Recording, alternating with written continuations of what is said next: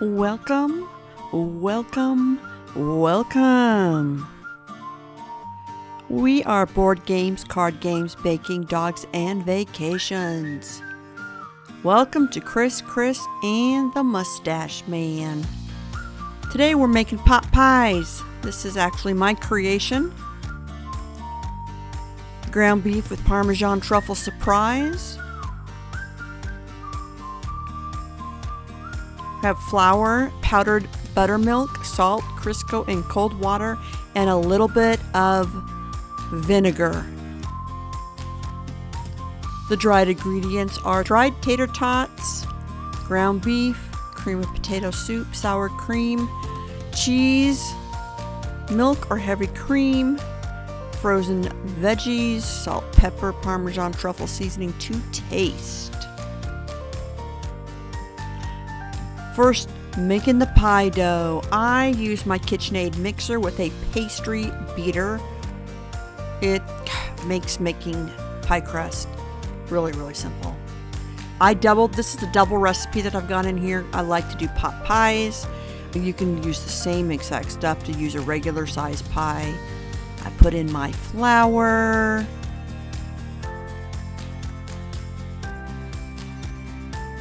Then I add some salt. I get it mixed up in there. The next thing I will do is get my...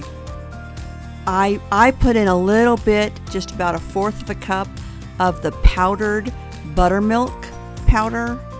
Just kind of makes the pot pie filling, just mixes better with the pie crust.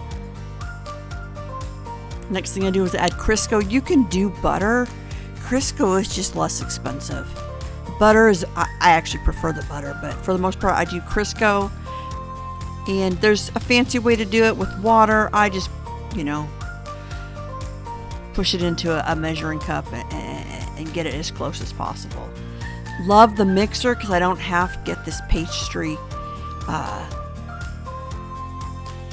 It's much easier to get that Crisco evenly mixed well. The mixer does a great job. You want to make sure that it is completely mixed. And then the last thing we will do is we will add cold water. You definitely want cold water. If I'm going to add vinegar, which you can if you want it to be just a little more flaky, I add the vinegar to the cold water. I actually take that, measure what I need, and I get it straight out of my refrigerator, which is cold. It's chilled. And you want this dough to be moist. You want it moist because when you roll it out, you're going to be adding flour. And it won't take that much till it gets too dry. So you want a good moist pastry. Just kind of touch it and see. You don't want it watery, but you definitely want it moist enough that it can have a little extra flour as you're rolling it out, and it's not going to dry it up too much.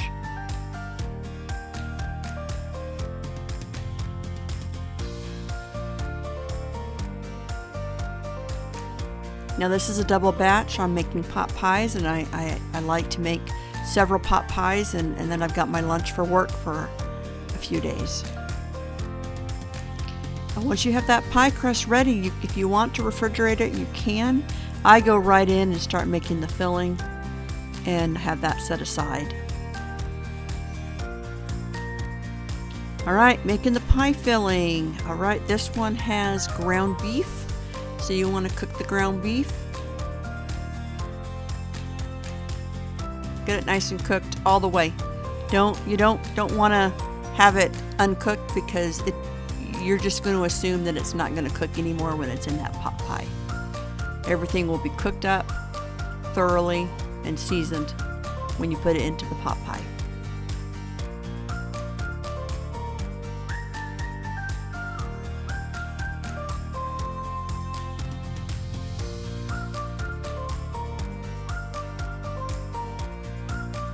I usually will buy a large container of hamburger and divide them up and then freeze them, so then I've got to really take a little bit more time to get that cooked up. Salt and pepper to taste. I've got this truffle seasoning. Oh, It is absolutely amazing. And I did add to taste.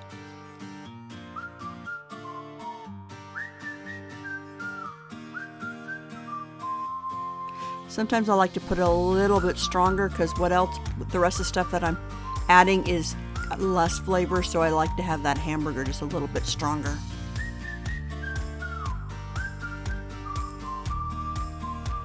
Cook up that hamburger, add your frozen veggies. This has got a mix of carrots and peas, but whatever frozen vegetables you can throw in there. Cream and potato soup. Instead of adding whole potatoes, which you can, I just get cream and potato soup. It gives a nice little texture, and it's got a little bit of potato in there. Put in a couple of cans.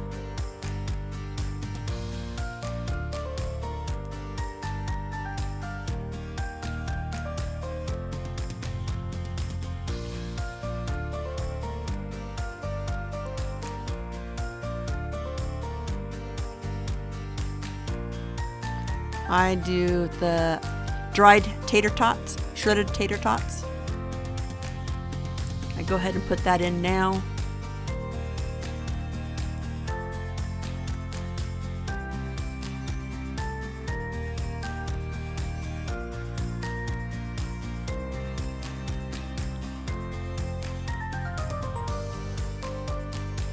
Stir it in, get it nice and mixed well.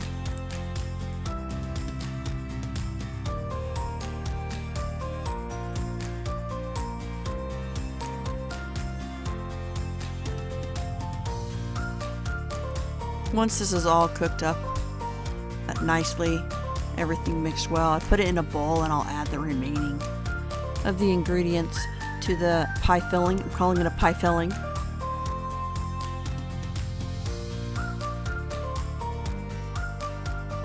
You will add your cheeses. I usually like to have a couple of different types of cheeses. You're going to add your sour cream. You're going to add some milk. You want enough moisture in there that it's not dry, especially if you're gonna do what I do, and I make several pot pies, and then I cook them later. This is staging. We've got our mix, our pot pie inside, our crust. I've got my rolling pin. I've got a counter. I've got a bowl of flour. So I call this my staging. I'm now staging. I've got my pot pie bowls. You can do the exact same thing with whatever size pie tin you've got. But I wanted to go over really the hardest part is rolling this out and putting it together. Flour is your friend. You want to add flour. That helps everything so it's not sticking and you can control that dough better. This is one of my favorite rollers. This is a French rolling pin. I have several of them. I love this one. You want to have flour to kind of keep it from sticking. You want to be able to lift that pie crust off of your counter so that you're able to pick it up and put it in your pie tin. So I do a lot of flipping. I'll put a little flour on top and make sure that I have movement underneath.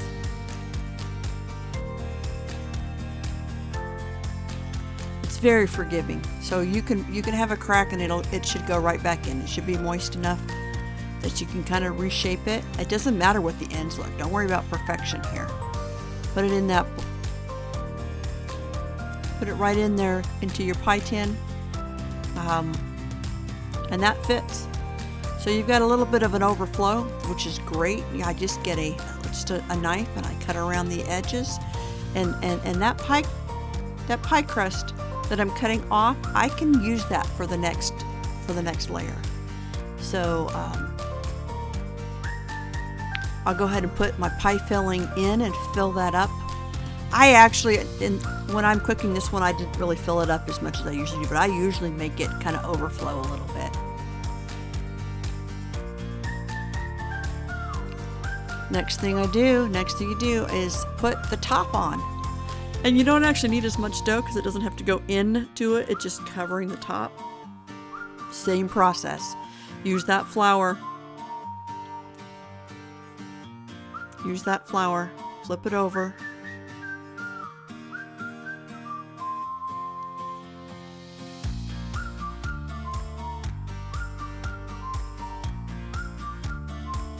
And you'll see I try to move it around so I've got enough flour. I don't want it to stick to the counter. It's just because you got to start over, but you know, it's okay if you got to start over.